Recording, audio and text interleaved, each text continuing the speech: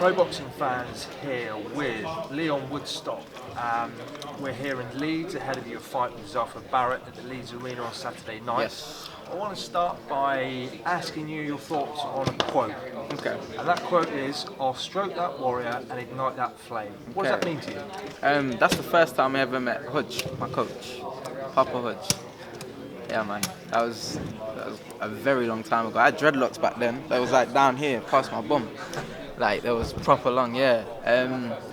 I was like 16. I think I just turned 16. And that was when I met him outside a youth club and he was telling me about the gym he was opening in the middle of Beaumont Leeds. Okay, and then, so those actual words then, what do they actually mean? Where? Well, he was telling me about the reason he's opening the gym, like in name of his brother that got murdered in Beaumont Leeds. So he wanted to like just do something in memory of his brother, something to stand for what his brother stood for. Do you know what I mean? Something powerful. And I remember him telling me something about his mum said like, "Oh, let's get a bench with like his name on," and he was just like, "A bench? Like, no, I just don't equate to what my brother meant to me." Do you know what I mean? So he wanted to do something big, and he says, "This is what he said to me."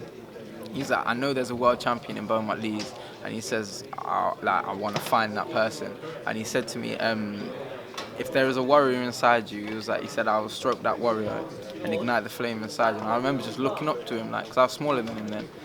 Just like, yo, like, that could be me. Do you know what I mean? And I was like, imagine if that was me. Like, I could actually be someone. Because up until that point, I always got told, like, I ain't really going to amount to much. I would probably just end up being the same as my dad or something like that. Do you know what I mean? So, never really become anything. So, that was the first time, other than obviously my mother, that's the first time that someone's told me, like, yo, you could be something, do you know what I mean, if you wanted to. And yeah, that was the first time I ever met him, and I think a couple months later he opened the gym and I was the first person through the doors. Like, he's still got the list to this day, Lyon Woodstock right at the top. Yeah, man, been with him ever since. You're quite a spiritual person as well, Yeah, aren't you? super. Just tell us a little bit about that and what it does for you. What do you want to know? How does it impact on your boxing? Does it impact on your boxing? Does it? Massively. I mean, it's not even just my boxing. It's like my life and the way I see things and the way I conduct myself and the way I look at stuff. I think a lot of stuff in life is all about perspectives, and being quite a spiritual person and believing in like the whole universe and the higher powers and connecting to your higher self, it just makes you look at everything in life a lot different. A lot of like situations, what people get in, whether they will have anxiety or some sort of emotional reaction or response to these things, being having that spirituality side, it allows you to just look at things different. So you don't really get caught up on a lot of stuff. You let a lot more go. Do you know what I mean? I feel like a lot of people today hold on to a lot.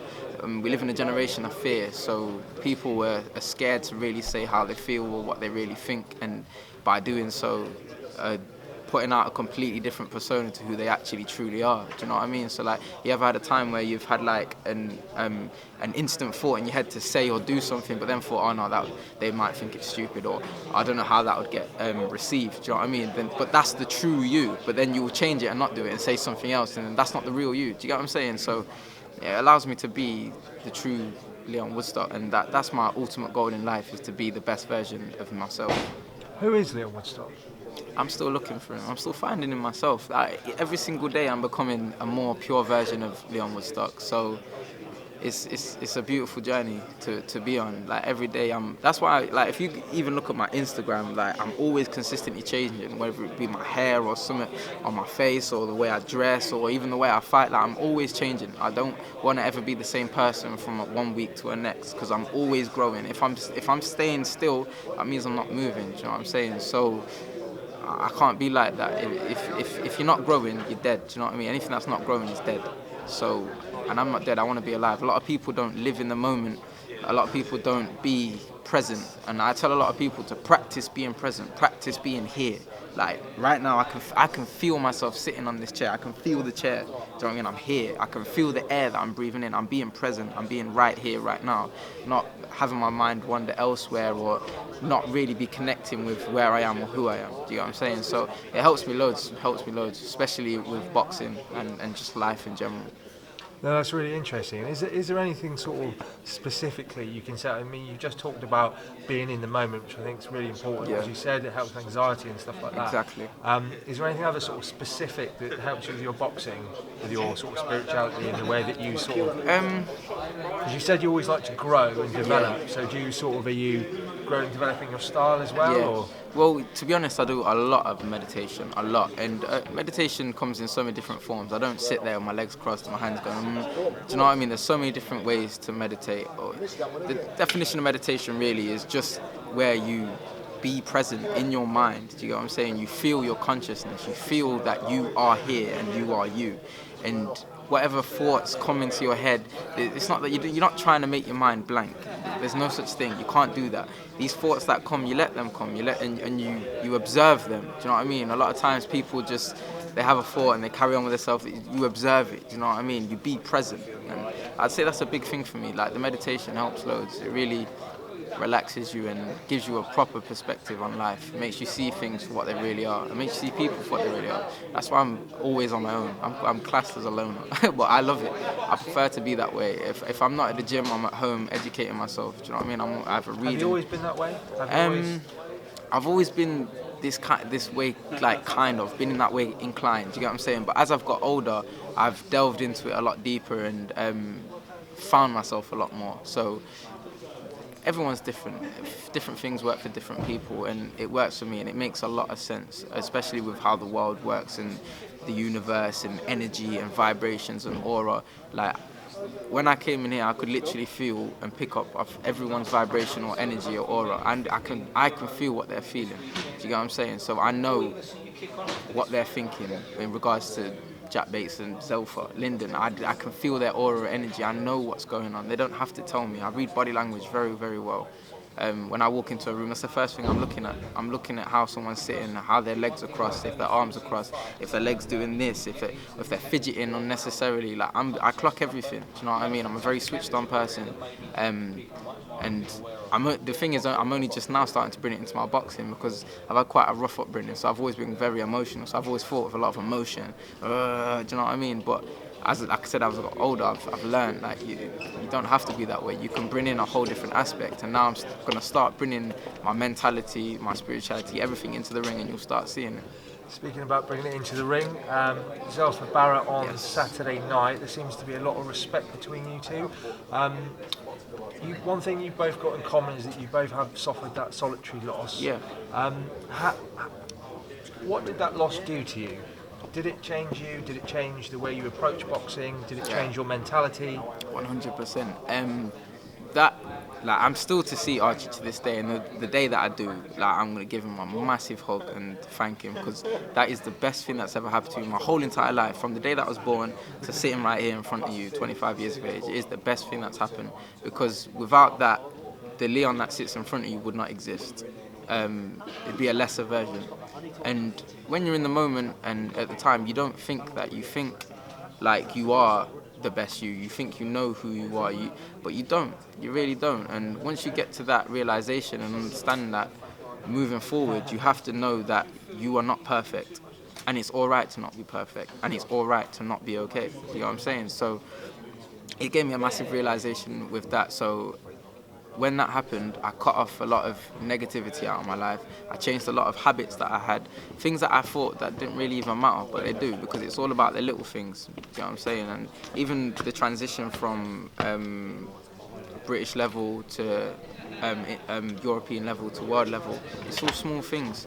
You know what I'm saying? Like, them fighters, like Gervonta Davis, Ryan Garcia, them type of fighters, I'm not a million miles away from them. Do you know what I'm saying? When it comes to skill, speed of the punch, power, ring IQ, I'm not that far away from them. And it really puts things into perspective and makes you understand how things really do work, what's really going on, who's your real people, who's not your real people, and like what's important and how you need to carry yourself and be. So for me, it's the best thing that's ever happened. If that didn't happen, it would have taken me till I was about 28, 29 to be this version of Leon. So he saved me a lot of time. It sounds like, you said it yourself, that you've benefited from 100%. having this defeat. What's your advice to younger fighters turning pro now, turning over, who there's ever since the whole Floyd Mayweather Yeah. 50-0 thing, that everyone wants to, obviously you don't want to lose, but you haven't gone out there and protected your own. No, You've of course slung not. yourself in early, and you're doing it again on Saturday Exactly. night. That's how it really should be, honestly. I said it before and I'll say it again. If I have to be the fighter to show people that taking a loss is not a bad thing at all, and that if anything, it needs to happen for you to truly know yourself, for you to truly know who you are when it comes to boxing and as a man. Then it needs to happen. It has to. You can't fear it. Don't fear it. Do you know what I mean? Because it's more likely to happen. You know what I'm saying? So just go in there and fight the best fighters that you can, because that's the only way you're gonna know who you really are and if you're actually up for this. Do you know what I mean? Like, I don't know. You see, a lot of fighters say, I'm definitely gonna be a world champion. I'm definitely gonna do this and that. I don't know if that's going to happen. Do you know what I mean? The only way I will know is fighting fighters like Zelfa. And that's what I've been doing. Do you know what I mean? And I've done good up till now. Even with that loss, it wasn't a loss. I gained so much from it. I can't perceive it as a loss. Like, I just don't see it as a loss. I lost on record, but for me, massive gains. And if anything, my stock went up. My popularity went up. People seeing that everything I've ever said, I've lived up to. I said, if I ever get dropped, I'll come up and give them everything that I've got. And I did that. Do you know what I mean? If I ever was down on the cards, I'd give more. I'd keep fighting. I wouldn't stop. For the whole fight after that, he was on the back foot the whole time. Do you know what I mean? He didn't take a front foot. I didn't take a back foot. Do you know what I mean? So I've shown who I am. I've lived up to everything I've said. I don't chat shit.